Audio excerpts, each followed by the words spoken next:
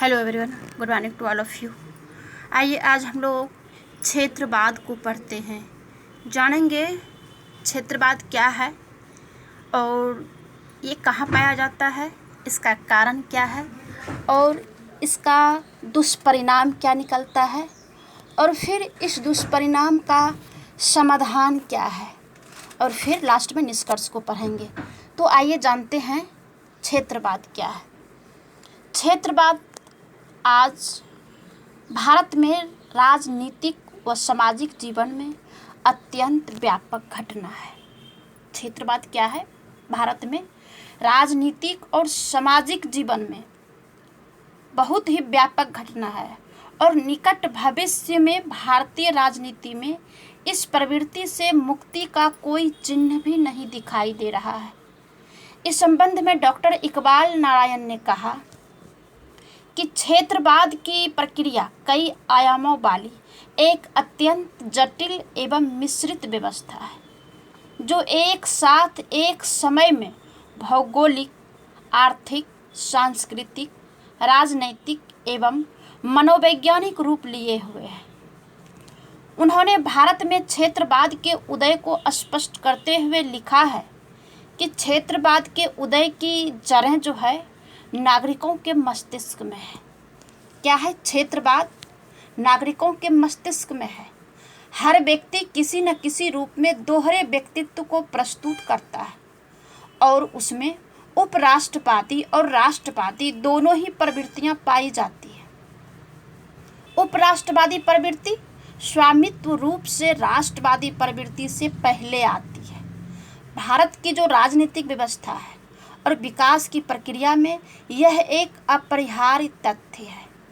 कई बार यह प्रक्रिया अत्यंत गंभीर रूप धारण कर लेती है और इसका परिणाम पृथकतावादी अथवा देश के हित में किए जाने लगता है।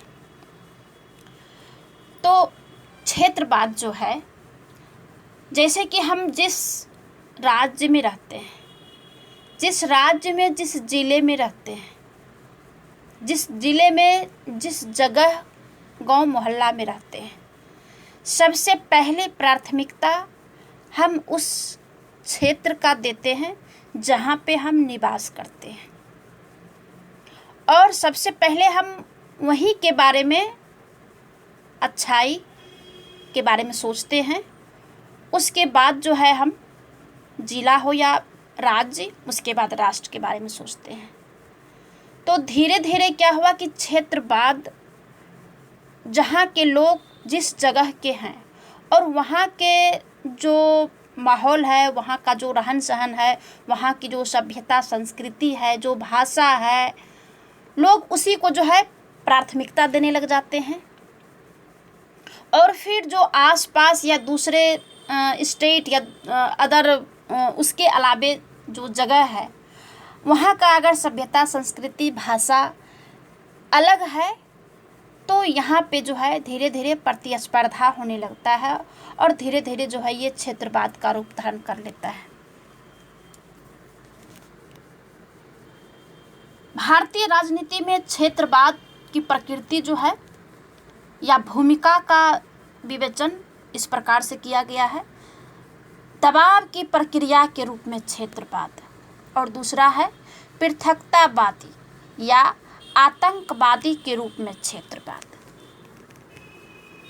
अब जो पहली है दबाव प्रक्रिया के रूप में क्षेत्रवाद, यह क्षेत्रवाद अपने सामान्य रूप से दबाव की प्रक्रिया के रूप में रहता है। इसके अंतर्गत किसी क्षेत्र या समुदाय विशेष के लोग आर्थिक सुविधाएं प्राप्त करने के लिए दबाव डालने लगते हैं। यहाँ तक कि यह जो क्षेत्रवाद है राजनीति तथा आर्थिक सत्ता में भागीदारी पाने के समान जो है या पाने के साधन के रूप में रहता है, जिसे खतरनाक नहीं कहा जा सकता है। यह सामान्यतः अलगाववादी जैसा होता है, अलगाववादी जैसा नहीं होता है। इस संबंध में डॉक्टर रशीउद्दीन खान ने क्षेत्रवाद के सकारात्मक पक्ष की चर्चा करते हुए अपने लेख में लिखा है कि द रीजनल डायमेंशन में लिखा है कि यह धारणा गलत साबित हुई है कि क्षेत्रीयता के कारण भारतीय संघ छिन्न भिन्न हो जाएगा। मॉरिस जोन्स ने भी लिखा है कि यह मत अधिक सही साबित हुआ है कि क्षेत्रीयता या उपराष्ट्रवाद में सह अस्तित्व संभव है। अब जो क्षेत्रवाद है, क्षेत्रवाद क्षेत्रीय विकास में सहयोगी की भूमिका निभाता है। क्षेत्रवाद ने भारत के विकास को गति प्रदान की है। अनेक ऐसे योजनाएं और कार्यक्रम है जो शायद धीमे पड़े हुए क्षेत्रीय दबावों के कारण तीव्र हुए हैं। क्षेत्रवाद नेतृत्व में सत्ता में रहकर अपने दावों को उचित साबित करने के उद्देश्य से अपने राज्यों के विकास के लिए विशेष प्रयत्न किए हैं। इन राज्यों के विकास से देश को भी लाभ होता है, जैसे कि तमिलनाडु है, पंजाब है, हरियाणा है। इसमें क्या हुआ कि विकास की गति ज़्यादा हुआ है क्षेत्रवाद के कारण। दूसरा जो है पूर्ण या पृथक राज्यत्व की मांग के रूप में, जैसे कि क्षेत्रवाद के कारण जो जिस क्षेत्र में है वहाँ की अगर भाषा अलग है, अगर सभ्यता संस्कृति अलग है, समुदाय अलग है या संप्रदाय अलग है, तो वो क्या करते हैं कि अपना एक पूर्ण राज्य की मांग करने लग जाते हैं, जो कि कई राज्य जो है इस आधार पर अलग भी हुआ है। भारत में क्षेत्रीयता की प्रवृत्ति एक पृथक भूमिका राजस्व की मांग की जा रही है, जिसके कारण आंदोलनों के द्वारा महाराष्ट्र, गुजरात और पंजाब सूबे के पृथक राज्यों का निर्माण हुआ है। असम की गोरों, खासी, जोंतिया जातियों के पृथक राजस्व की मांग पर जनवरी 1972 में मेघालय की राज्य की स्थापना हुई। इसी प्रकार सन 1970 में जैसे हिमाचल प्रदेश और सन 1972 में त्रिपुरा, मणिपुर प्रदेशों की पूर्ण राजस्व की मांग के आंदोलन चले और जिन्हें स्वीकार भी कर लिया गया। और इसी कड़ी के अंतर्गत 75 में सिक्किम और 87 में मिजोरम और अरुणाचल प्रदेश भी जो है अलग हुआ है। साथ ही गोवा को पूर्ण राज्य का दर्जा भी मिला। और नवंबर 2000 में झारखंड, उत्तराखंड और छत्तीसगढ़ राज्यों का निर्माण हुआ है। इसका मुख्य कारण यही क्षेत्रवाद।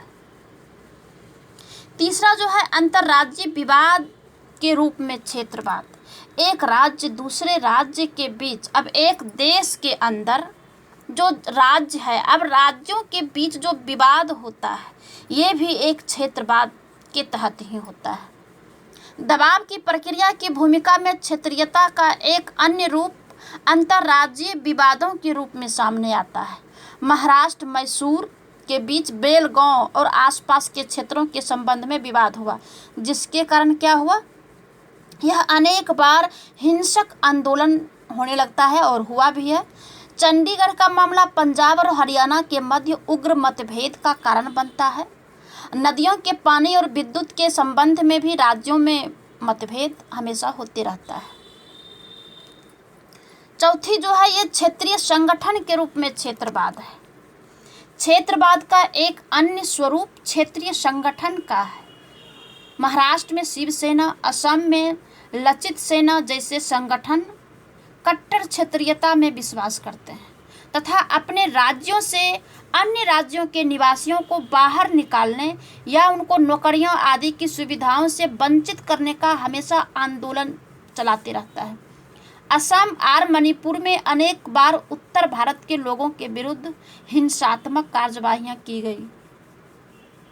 तमिलनाडु में भी भाषा के प्रश्न पर उत्तर भारत के लोगों के विरुद्ध ऐसी ही घटनाएं देखने को मिलती है और ये कभी कभी हिंसात्मक रूप भी ले लेता है।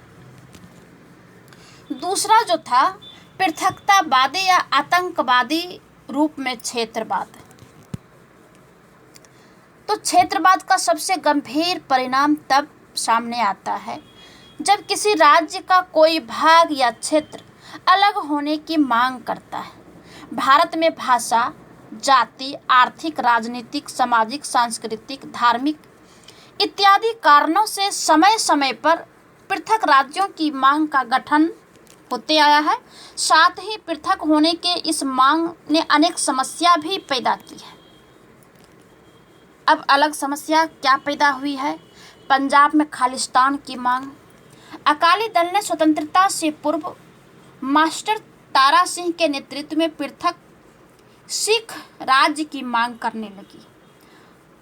सन 1950 से 1969 के दौरान पुनः पृथक सिखिस्तान की मांग की गई। डॉक्टर जगजीत सिंह के नेतृत्व में अकाली दल ने खालिस्तान की मांग के लिए आंदोलन संचालित किया। मार्च 2007 में पंजाब में अकाली दल भाजपा गठबंधन सरकार के नेता प्रकाश सिंह बादल के नेतृत्व में पंजाब सरकार का गठन किया, जो विवाद में रहते हुए समस्या का समाधान करने में लगी है। दूसरा जो है द्रविड़वाद की मांग।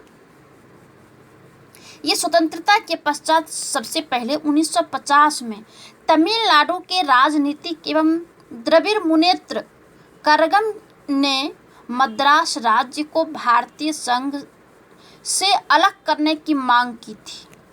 इस मांग के तहत भारतीय संघ से अलग कर एक द्रविड़ स्थान राज्य की मांग की, जिसमें मद्रास, आंध्र प्रदेश, केरल, मैसूर राज्य शामिल थे।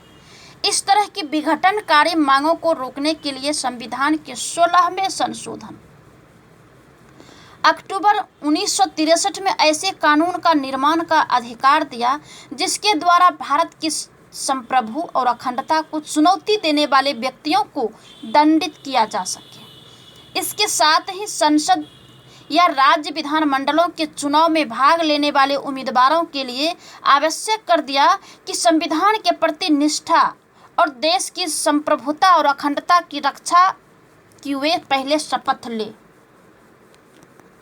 तभी जो है किसी को लोकसभा या विधानसभा में उम्मीदवार के रूप में जो है हम अधिकार देंगे। तीसरा जो है नागा व मिजो राज्य की मांग। उत्तर पूर्व में नागा और जो मिजो नागा और मिजो राज्य की मांग, काहे कि नागालैंड और इसी से जो है मिजोरम हुआ है। ये भारतीय संघ से अलग होने की मांग करने लग गया था, जो कि 1962 में 13वें संविधान संशोधन द्वारा नागालैंड और भारतीय संघ का पूर्ण राज्य और 1985 में मिजोरम को पूर्ण राज्य का दर्जा दिया गया। आगे है स्वतंत्र गोरखालैंड की मांग। अब एक गोरखालैंड जो है ये अलग से जो है स्वतंत्र होने के लिए जो है मांग करने लगा। ये जो है 1986 से ही पश्चिम बंगाल के पहाड़ी क्षेत्र के लोगों ने स्वतंत्र गोरखालैंड की मांग प्रारंभ की। गोरखा मुक्ति मोर्चा नामक संगठन लगातार इस मांग को बढ़ावा दे रहा है। संगठन का नेतृत्व सुभाष घिसिंग के द्वारा किया जा रहा है। तो ये जो है इसकी समस्या है। अब आइए जानते हैं कि भारत में क्षेत्रवाद को प्रोत्साहन देने वाले प्रमुख तत्व क्या है, किस वजह से ये जो है क्षेत्रीयतावाद को प्रोत्साहन मिलता है और इसमें वृद्धि हो रही है। क्षेत्रवाद आज भारत के सामाजिक व राजनीतिक जीवन में अत्यंत व्यापक घटना है। डॉक्टर इकबाल नारायण ने भारत के क्षेत्रवाद को अनेक आयामों वाली मिश्रित धारणा बताया। भारत में क्षेत्रवाद को प्रोत्साहित करने वाले प्रमुख तत्व निम्नलिखित है, जैसे भौगोलिक और सांस्कृतिक कारण। भारत में जनसंख्या के अधिकांश भाग की समाजीकरण की प्रक्रिया में परंपरागत ढांचे में कोई सांस्कृतिक बदलाव नहीं आया। परिणाम स्वरूप धर्म, जाति, भाषा और अन्य समुदाय संगठनों के प्रति निष्ठा और कर्तव्य के बारे में अस्थायी मूल्य जन समुदाय के सामाजिक राजनीतिक व्यवहार को ये क्या करते हैं, प्रभावित करते हैं और क्षेत्रीय भावना को बनाने में ये योगदान देने लगा। दूसरा है भौगोलिक तथा इतिहास। भारत को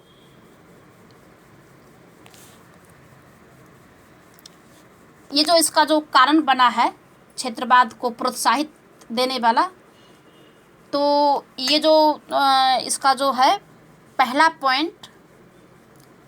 पॉइंट है कि भौगोलिक और सांस्कृतिक कारण क्या है, भौगोलिक और सांस्कृतिक कारण ये है भारत में क्षेत्रवाद को प्रभावित करने वाले कारक। अब ये जो भौगोलिक कारक है, इसका जो पहला पॉइंट है यह है भूगोल तथा इतिहास। भूगोल मीन्स चारों तरफ का क्षेत्र जो है, भौगोलिक क्षेत्र। भारत को भौगोलिक दृष्टि से क्षेत्रों में बांटने वाला प्रथम तत्व उसकी प्राकृतिक सीमाएं हैं। इन सीमाओं के कारण देश के अनेक भाग एक दूसरे से लगभग अछूते रहे हैं और राजनीतिक, आर्थिक और सामाजिक क्षेत्र में विकास एक तरह का तथा साथ साथ परंपरा संबद्ध न होकर अलग अलग रूप में यह स्वतंत्र ढंग से हुआ है। इन क्षेत्रों की ऐतिहासिक पृष्ठभूमि, सांस्कृतिक विरासत, लोक परंपराएं, सामाजिक जो इसकी जो धारणा है, ये प्रतीत इन क्षेत्रों के क्षेत्रवाद के अस्तित्व को बनाए रखता है।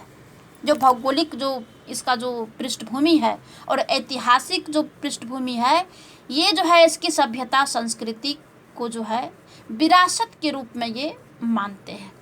इसमें जो है तमिलनाडु में द्रमुक के विकास की कहानी और असम की गण परिषद की जो कहानी है, ये विकास को इत्यादि इस तत्वों के इसका द्योतक माना जाता है।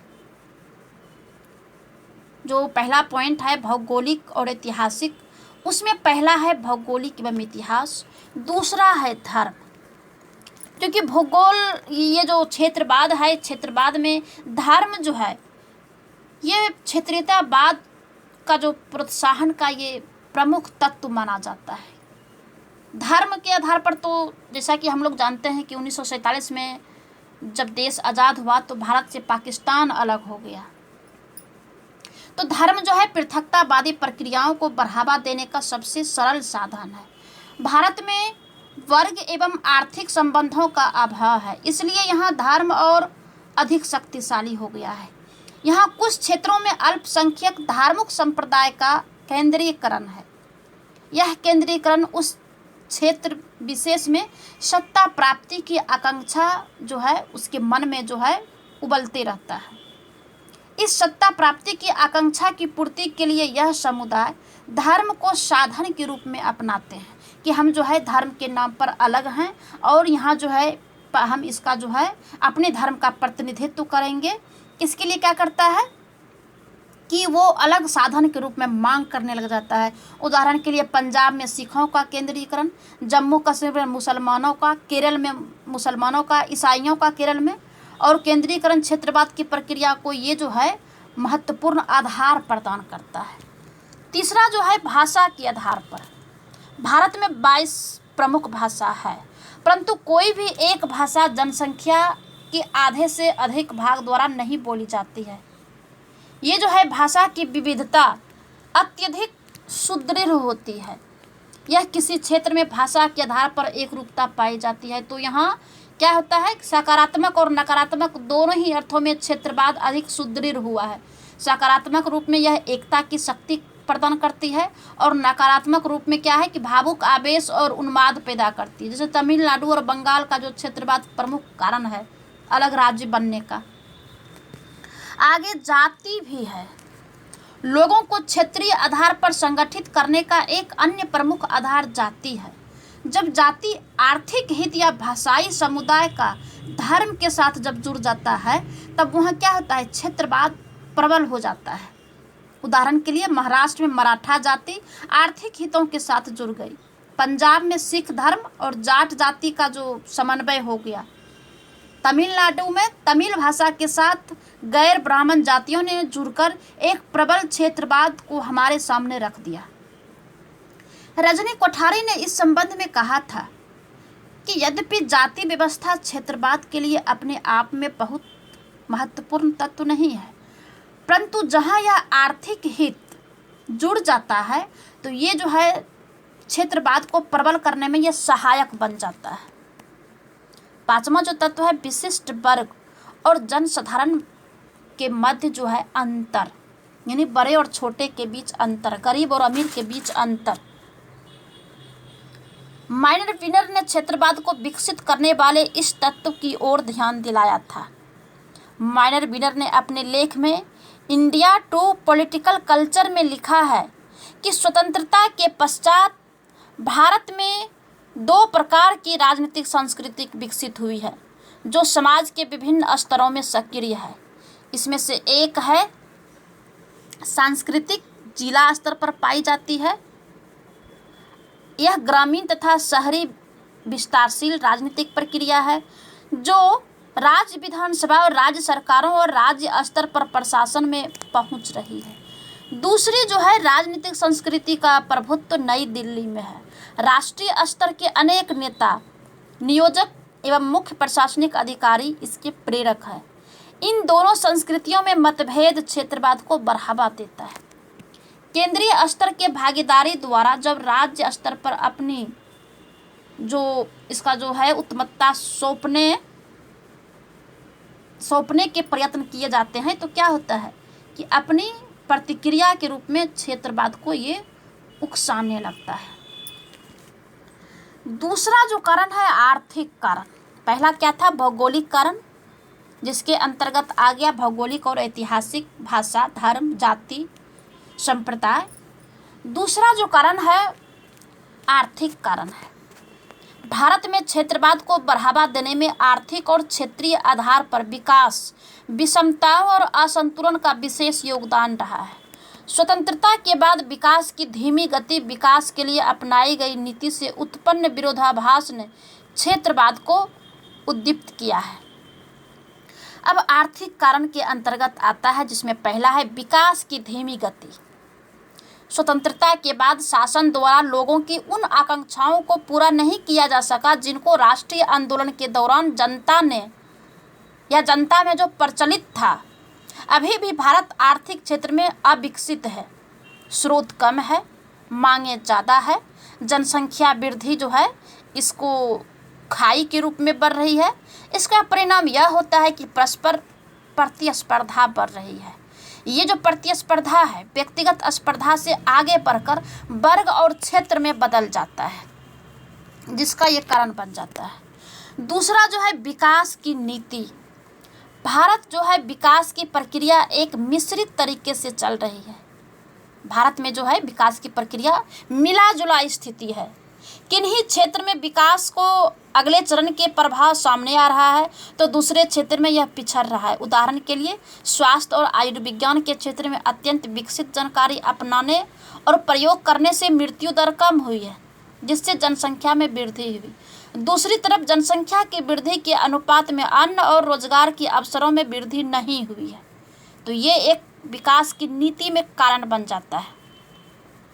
समाजीकरण में आधुनिक मूल्यों के पदार्पण न कर पाने के कारण परिवार नियोजन के प्रति भी उपेक्षा बनी हुई है। फलस्वरूप क्या हुआ कि प्राप्त सुविधाओं और मांगों में अंतर बढ़ता चला गया और यह अंतर धीरे धीरे क्षेत्रीय प्रतिस्पर्धा पैदा करने लग गया।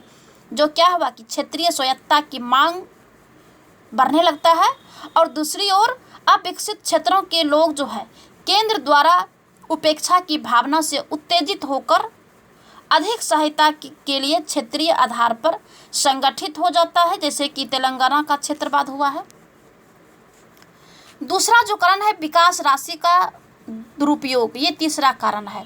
जो विकास का राशि है उसका दुरुपयोग हुआ है। कैसे हुआ है?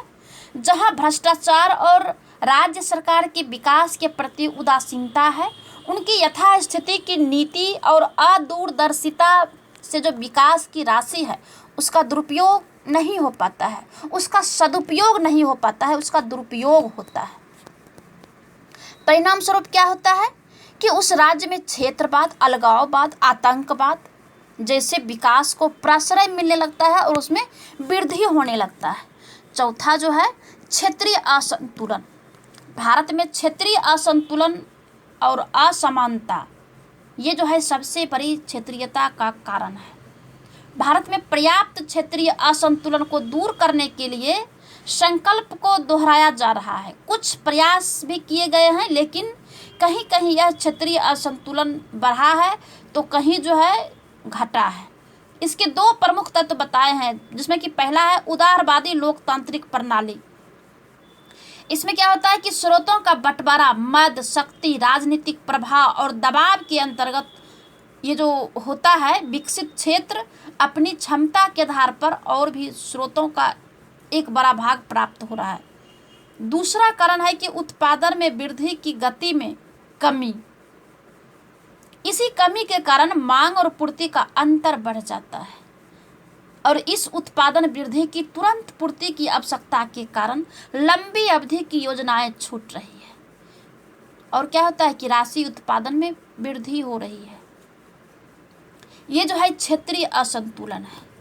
आगे है आधुनिकीकरण। आधुनिकीकरण में सामाजिक परिवर्तन और राजनीतिक गतिशीलता की क्रियाएं सम्मिलित होती है। इन क्रियाओं ने सांप्रदायिक प्रतिस्पर्धाओं को तीव्र किया है, जैसे शिक्षा, संचार व्यवस्था में सुधार, यातायात सुविधा और आर्थिक साधनों से नागरिकों में राष्ट्रीय जागरूकता आई है।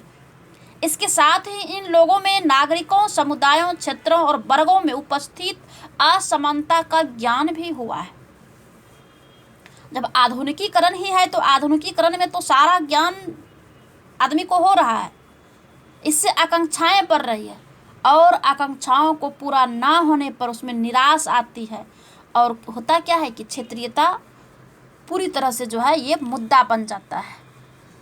इन असमानताओं की प्रतिस्पर्धा ने क्षेत्र, भाषा, धर्म और सांस्कृतिक वर्ग को क्या करता है, सचेत कर देता है। तीसरा जो कारण है राजनीतिक कारण है। ये राजनीतिक कारण के कारण जो है क्षेत्रवाद में जो है वृद्धि होता है, क्योंकि राजनीति में ही इसका जड़ छिपा है। लेकिन इस प्रक्रिया में प्रत्यक्ष अप्रत्यक्ष सहयोग अवश्य होती है। क्षेत्रवाद को प्रोत्साहन देने वाले प्रमुख राजनीतिक कारण इस प्रकार है। ये राजनीतिक कारण में जो पहला कारण है स्थानीय राजनीतिक नेतृत्व का संकीर्ण दृष्टिकोण।